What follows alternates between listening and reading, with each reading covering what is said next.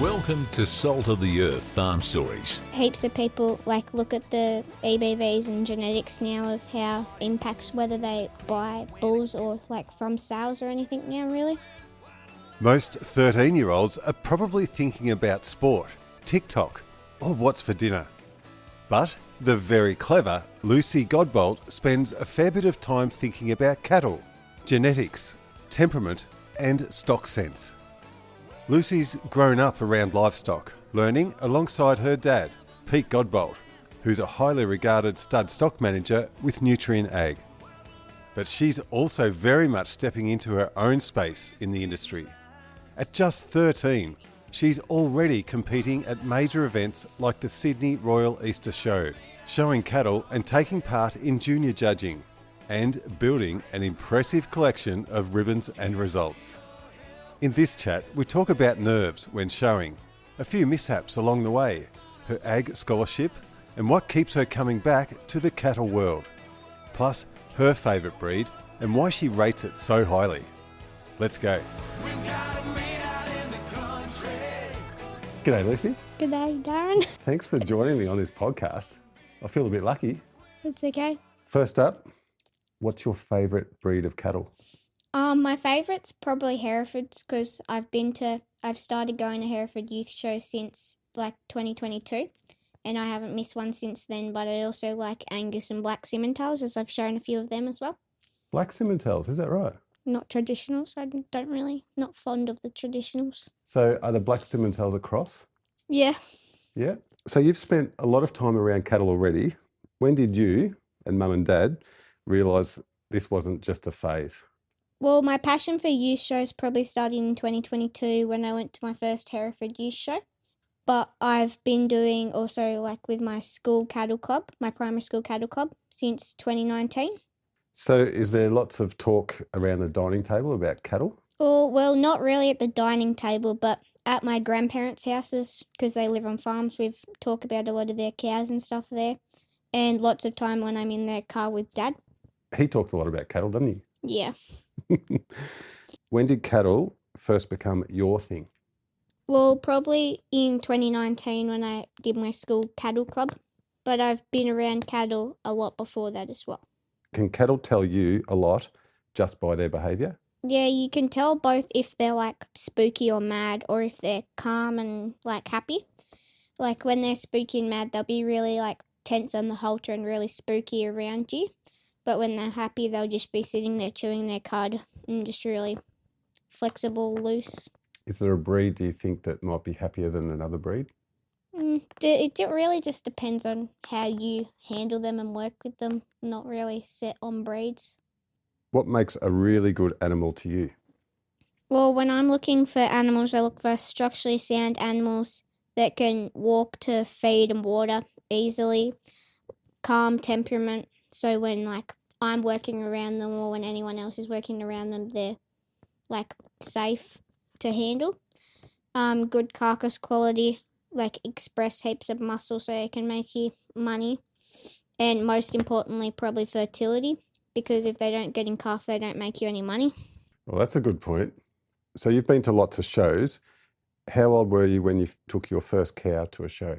I was around 8 years old or so. But I've been around cattle heaps before that. 8 years old, was that a bit scary?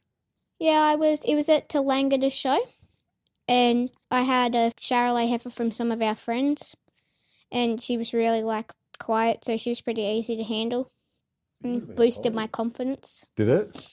You would have been tiny, but the cow would have been really big. Yeah, I know. She was extra big though. It wasn't like she was small, she was massive as well. And I believe you've done some junior judging too?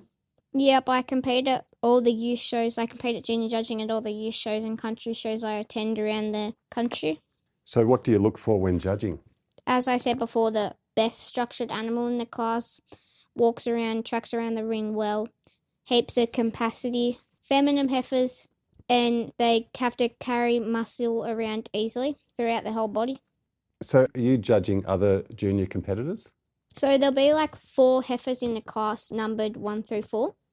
And you and it sometimes depends how big it is, people in your age group or the whole amount of people that are doing it, all judge the same animals, and then you got to place them the same way as the judge. And then if you do that at most like bigger shows, you'll get to do an oral where you like talk on the class and you explain your reasoning for why you put them in that order. Taking nothing away from this bull, he was a lovely muscular calf when you got a hand on top of him. And even if you didn't get it the same order as the judge, if you explain why you put it that way, you'll get extra points. That'd be a bit scary, wouldn't it? Talking in front of all those people. Yeah, it was definitely scary the first time I did it, but I've probably grown in confidence now, and I probably like junior judging more than paraders, to be honest. Really? Once again, my name's Lucy Godbolt. Has stock sense got to be something you're born with, or can you learn it?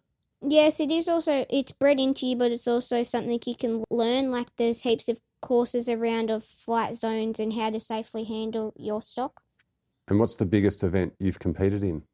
Well, the Upper Hunter Beef Bonanza held at Scone for the numbers of people. There was about 750 people or so there last year. I attended that with my school, St. Paul's. But the New South Wales State Final held at Sydney was the most prestigious event I've attended. And my goal one day is to win that. And you've been to the Sydney show this year? Yep, this year. And that's where I competed at the state final. So you were showing an animal or you were judging? I did. So the state final, I was in the paraders, so I showed an animal and I was lucky enough to get second. But also at Sydney, I competed in the youth show and I got first in my paraders heat, pulled up into top 5 for champion, and I got third in junior judging there as well. Congratulations. Thank you. Do the nerves kick in before stepping into the ring? Yeah, they definitely kick in before, but once I'm in there, I settle and just try to do my thing, and then sometimes it works out. So how much preparation goes into getting cattle ready for a big show? So much preparation goes in, back to like 3 or 4 lines of breeding before. You have to pick out the heifers or steers or bulls you want to use. You have to feed them up, break them in, clip them and do heaps of hair work with them so they look presentable at the shows. You take them to break-in shows before like royal shows like Sydney. And like if the break-in shows, you go to multiple of them just to make your animals really settle in. I guess spending a lot of time with them is important. Yeah, definitely. Like, I don't personally live on a farm, but you got to put in heaps of like effort pretty much every day to just make them pretty calm. And tell me about the hair work you said. Do you wash them and then you've got to comb them? Yeah, you wash them like at first pretty much every day. Once you tie them up, you should like rinse them off with water. Then you can start like shampooing their hair and washing them all out. And then once they get to quiet enough, you blow dry them and put like product in like Revive or Show Sheen. Really? And that shines their coat up? It shines their coat and helps add oil to really make the hair pop. Right. What's your favourite part? The competition, the people, or just being around good cattle? I like competing and watching the judging, but I also really like catching up with my friends that I've met like through the industry. Is there something your friends say at basketball wouldn't realise about showing cattle? Pretty much everything, because like they're from town and they've never like been in the ag industry before and they've never done cattle showing before. Have you had any funny moments or disasters while showing? Well, at the 2025 Hereford Youth Show in Goulburn, thanks to Tim Reed, the fence fell over and all like the heifers in a big class of like 10 or 12 all got off, and it was just like chaos because like the built-in fence just tipped over and everything was just loose all over, including my heifer. Oh no. So thanks to who? Tim Reed from JTR. And what did he do wrong? Well, his like son's like 5 or 6 and they just got out of their class beforehand and they were like walking back to the shed, and the heifer got a fright and Tim grabbed it off Harry, the son, and it just started bolting into straight like back into the fence and all the awards table and just fell over. That would have been a good chance to go and pinch a few awards. My heifer did end up getting second in the class though after that. Oh, well done. I've seen you come home with lots of ribbons. What's your favourite ribbon or achievement so far? Well, there's actually a couple from the 2026 Northern New South Wales Hereford Youth Show. I was lucky enough to win All the awards in my age group, from champion parader, herdsman, and junior judging. Then I went on to win grand champion junior judge at this show. That's a pretty good day out. It was pretty fun. Well done. Can cattle work out if you like them or not?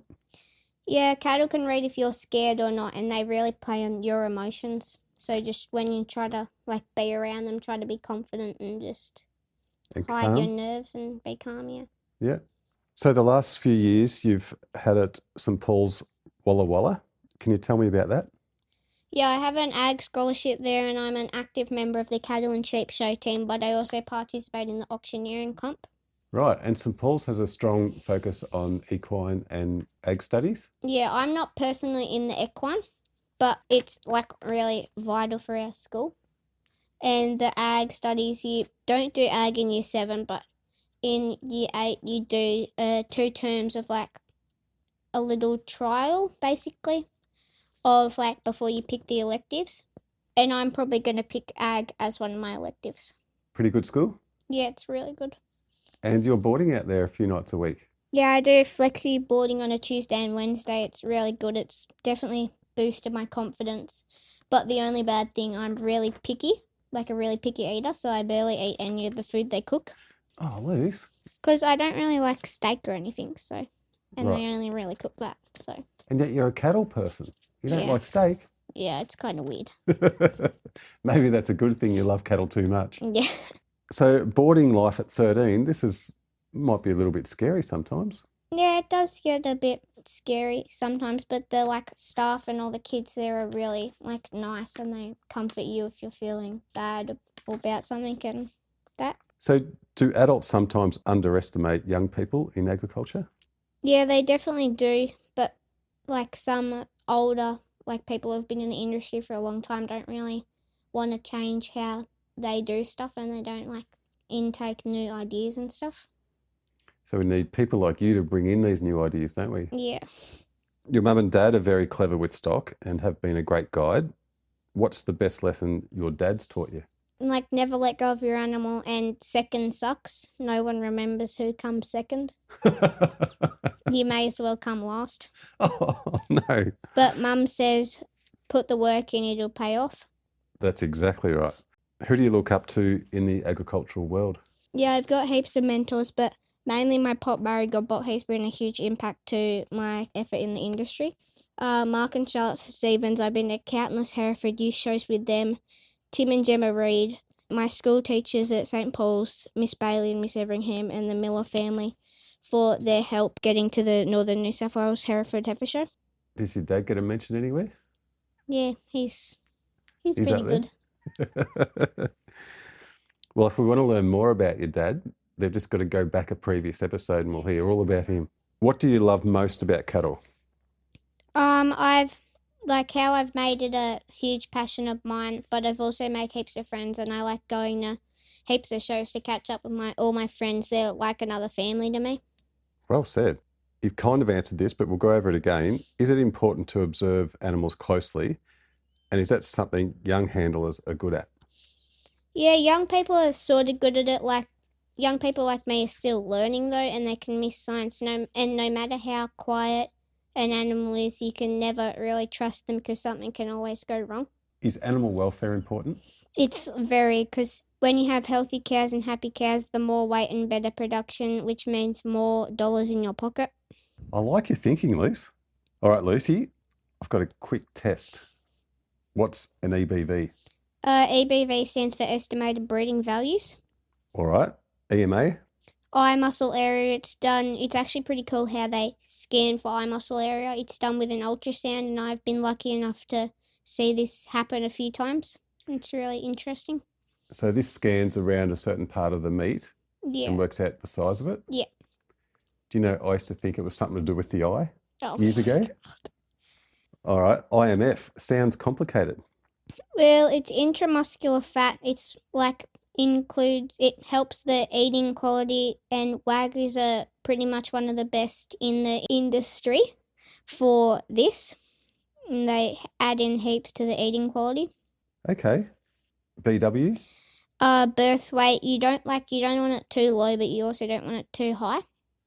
So we don't want it too high, so it's going to be an easy Yeah, calving. you want it to come out easy. Around 35 to 42 kilos is pretty around the area for me. Golly, you're clever. ET. Embryo transfer. You flush eggs out of your donor cows and you implant them into other females. That's pretty clever stuff, isn't it? Yeah, it's pretty cool. I've never really seen this happen too much before, but You could be I doing it still one day. know about it. Yeah, could be. Are genetics becoming a bigger part of cattle breeding? Yeah, heaps of people, like back in the old days, I've heard that people didn't really care about EBVs and they were kind of just there for people. But heaps of people like look at the EBVs and genetics now of how and it impacts whether they buy bulls or like from sows or anything now, really. So any ideas what you might do after year 12? I'll probably go to uni and I'll most probably study something in ag, like genetics or something around that lines. Cool. Could you ever see yourself auctioneering like your dad? Yeah, I can definitely see, probably not as a job, but I've done it in the like school inter-school auctioneering competition before. Have you? Yeah, so it's like a annual yearly competition started last year now, or a couple years ago, and I started it last year, and it's held at Track, the Riverina Anglican College in Wagga, and it's like you have two sections, novice and advanced, and there's 3 pens of sheep, and you just auction them off, and then you get judged, and you can go to like different levels, like Gare Main Show and then Sydney Show. Well, in last episode, I only just learnt what a padder is. Have you got a fast padder or a slow padder? I wouldn't say too fast, but I also wouldn't say it's really slow. Your dad's got a fast padder. Yeah, he does. He's very fast. Lucy, we're up to the off-the-wall questions. Are you ready? Yep, ready as I can be, I guess. If cattle could talk, what do you reckon they'd say about you? I reckon they'd say like I'm really nice and caring and I've got really soft hands when I like parade and lead. Have you ever given a favourite cow a nickname? No, not really, because I don't physically breed the cows myself at the moment, but most of the ones I've been given already have nicknames like Peaches, Pepper, Princess, a lot of P's. Yeah, but most of them come with nicknames already, along with their stud names. What's more stubborn, cattle or people? Oh, it's very close on this one, but I feel like cattle would just get the edge over because if they don't want to go somewhere, they're not going to go. And people you can kind of negotiate with a little bit to a certain point. That's well said. Have you ever walked into the show ring acting confident while panicking inside? Yeah, pretty much every single time because like you see who you're up against and you just like the nerves start to roll in. Now, if you could swap jobs with your dad, Peter Godbolt, for one day, what would go wrong first? I feel like everything could go wrong. Probably like I'd get caught driving a car to go somewhere by like going the wrong speed or getting pulled over. We've got to remind our listeners here that you actually are only 13. Yeah. What else could go wrong? I lose my voice because Dad always complains how his voice always gets sore after he does long sales and long days of sales. Imagine losing your voice just before an auction. That'd be so painful. Do your friends fully understand how much cattle people talk about cattle? Well, some of my friends that are involved in the ag industry understand completely to like some points because most friends that I have at school aren't really in like cattle, but they still kind of understand because I talk about it that much. But like other people have really no idea what happens or what goes on. And, like they kind of just ignore it when I say like I'm going to a cattle show. Like they don't really understand what it means. But it's pretty cool that you're doing something a bit unique, a bit different. Yeah. What's something only ag kids would understand? Well, getting up early every day to care for your stock and care for your land. Like, because getting up early one day just to, like, play a game of netball or something's not that big a deal. But, like, dairy farmers get up at, like, 3 o'clock every morning, every single day of the year to milk their cows. And, like, they go to bed at late times at night as well. It's a tough gig. Yeah, it'd be pretty hard to do. Now, this is a question I ask most people at the end. If you could live anywhere in the world, where would it be? Well, I am only 13, as you mentioned before, so I couldn't really go anywhere to live at the moment. But when I'm older, I want to go to America or Canada to do the show season there and then come back to Australia. Well, thanks, Lucy, for travelling all this way to come and talk to me No worries. Thanks for having me. and to let our listeners know you are right next door. Yeah, only next door neighbours, not too far of a hike. Well, thank you, Lucy. You've been a fantastic guest. You're incredibly knowledgeable for 13, and it's been a lot of fun hearing about your passion for cattle and agriculture. I've got no doubt we'll be hearing plenty more about you in the future. Good luck with everything ahead, and hopefully we'll have you back on the podcast in a few years' time. Hearing Yeah, what you're up to. hopefully one time in a few years. Thank you, Lucy. Thank you. High five. Thanks for listening to this one with Lucy Godbolt. What an impressive young mind and a real passion for cattle and the ag industry. If you haven't already, make sure you go back and listen to the last 2 episodes with her dad, Pete Godbolt. There's some great insight into those conversations too, and it really rounds out the story from both sides of the family and the stud stock world. Thanks for listening, and remember, keep your hands dirty and your spirits high.